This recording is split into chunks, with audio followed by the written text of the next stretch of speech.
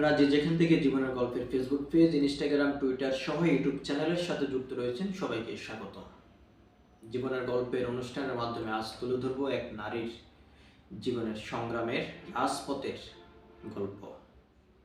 তবে তার আগে ছোট্ট একটি ভিডিও ক্লিপ দেখে আসা যাক।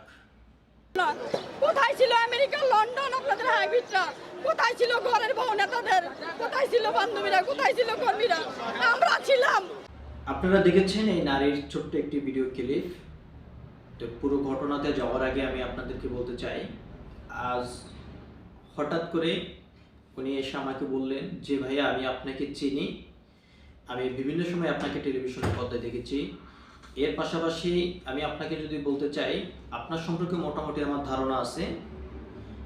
তো তার অনেক কথাবার্তা শুনলাম, শোনার পরে যদিও তার বক্তব্যটি নেওয়ার এরকম কোনো প্রিপারেশন আমার ছিল না এবং সময়ও ছিল না, যার কারণটি হলো বাংলাদেশ আওয়ামী লীগের যে সাধারণ সম্পাদক রয়েছে ওবায়দুল কাদের, উনি প্রেস ব্রিফিং করবে। এই প্রেস ব্রিফিংয়ে আমার ক্যামেরা যাবে এবং আমি যুক্ত হব। ঠিক ওই সময় উনি আমার সামনে আসেন, আসার পর উনি বক্তব্য দেওয়ার জন্য আগ্রহ প্রকাশ করেন। তো আমি ওনাকে বললাম যে এই জায়গায় তো আরো অনেক সাংবাদিক আছে, তাদের সাথে আপনি একটু কথা বলেন, তাদের ক্যামেরার সামনে বক্তব্য দেন। উনি শুধু আমাকে বলল যে ভাইয়া আমি আপনার ক্যামেরার সামনে বক্তব্য দিতে চাই। তো উনি এই বক্তব্যের মাঝে কি বলছে, এই পুরো ঘটনাটা বিস্তারিত ভিডিওতে আছে।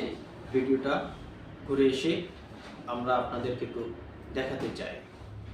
মাননীয় প্রধানমন্ত্রীর প্রতি আমাদের আস্থা আছে, উনি আমাদেরকে মূল্যায়ন করবে টুডে টুমোরো, কারণ ওনার প্রতি আমাদের সকলের বিশ্বাস, আস্থা। আমাদের আস্থার জায়গাটাই মাননীয় প্রধানমন্ত্রী।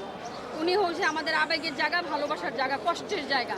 আমাদের ওনার কাছে আমাদের দাবি থাকবে, আমরা যদি দল করি আমরা একটু সম্মান চাই, যদি করে থাকি দু সময় কাজ করে থাকি। মাননীয় প্রধানমন্ত্রীর প্রতি আমার অনেক আস্থা, অনেক বিশ্বাস, কারণ আমি অনেক কাছ থেকে আপনাকে দেখেছি। আমি যখন নির্বাচন 4 করে ফেল করেছিলাম, আমার মেয়েকে নিয়ে ওনার সাথে দেখা করেছিলাম। আমার তখন এমন অবস্থা ছিল, আমার মেয়েকে যখন ভার্সিটি ফর্ম কিনবো ছিল না, কারণ আমার মেয়ে কোর্স করছিল MBBS। তারপরে আমার মেয়ে আজকে এখন MBBS ডাক্তার। এটা আবার মাননীয় প্রধানমন্ত্রীর অবদান, আমার মেয়েকে লেখাপড়ার উনি সুযোগ করে দিয়েছেন। কিন্তু আমি এখন রাজনীতিকে একটা সম্মান চাই, এটুকুই আমি বলতে চাই। আমি লীগের প্রতি আমি দুর্বল।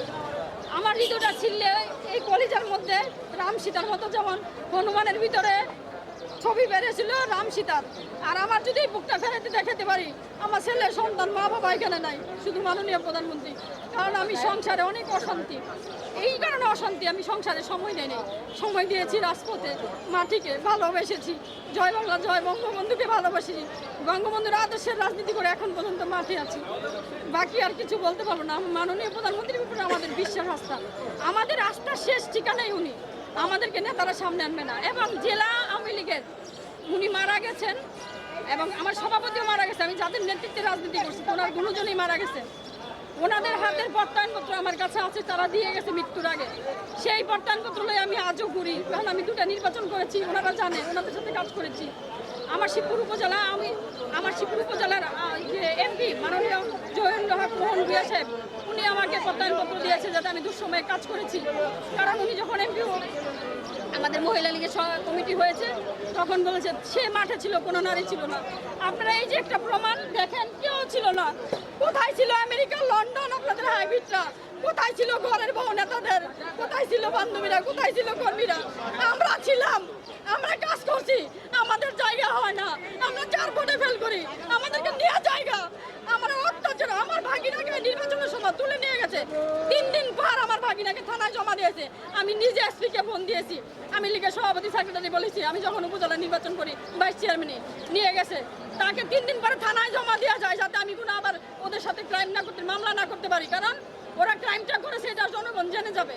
কারণ আমার ভাগিনাকে আমি 3 দিন পরে ফেরত পাই, থানার ওসির কাছ থেকে আমি ফেরত নিয়ে আসি। আমি এত কষ্ট করে এরপর আমি মাননীয় প্রধানমন্ত্রীর রাজপথ ছাড়ি নাই, সংসার ছাড়তে বাধ্য। আমার স্বামী মাঝে মাঝে বলে যে তুই তো আমাকে ছেড়ে দিবি যদি কিছু কই, এই জন্য কিছু বলে না।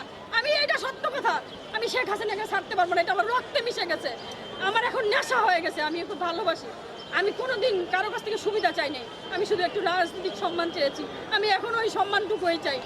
আমার যারা পদে পজিশন নাই তারা এখন চেয়ারে বসে আছে। নরসিংদী জেলায় উপজেলায় কেন আমরা কাজ করি নাই? আমরা তো কাজ করছিলাম ওখান, তখন ওরা কোথায় ছিল? একটা ছবি ওরা দেখাক, একটা কমিটিতে ওরা ছিল, ওরা দেখাক, কোনো কমিটিতে ছিল না। আমি আপনাদেরকে প্রমাণ সহ দিতে পারবো। আমার এখানে 4-4টা কমিটির কাগজ আছে, শুধু মূলদলের কাগজটা আমার কাছে নাই।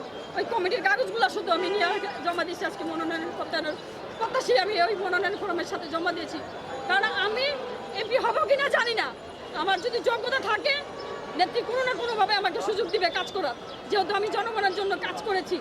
আমি এমন একটা জায়গায় রাজনীতি করছি, সেই আসনটা আপনারা জানেন, নরসিংদী শিবপুর উপজেলা, এটা মান্নান বিএনপির একটা আসন ছিল, আর ওখানে জামাত বিএনপির একটা অধ্যুষিত ইয়া ছিল, ওইখানে আমি কাজ করেছি একজন হিন্দু নারী হইয়া।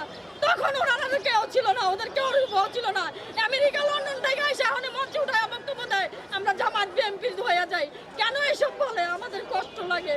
আমরা মাননীয় প্রধানমন্ত্রী যদি প্রধানমন্ত্রী হয় জননেত্রী শেখ হাসিনা, ওইটাই আমাদের এনাফ শক্তি, কারণ আমাদের আবেগের জায়গাটা উনি না থাকলে আমাদের কেউ নাই, কেউ মূল্যায়ন করবেও না। এইটুকুই আমার বলা শেষ। জয় বাংলা, জয় বঙ্গবন্ধু। আপনারা শুনেছেন তার বক্তব্য।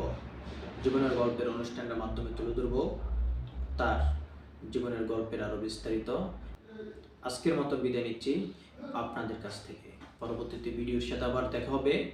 ধন্যবাদ সবাইকে। আল্লাহ হাফেজ।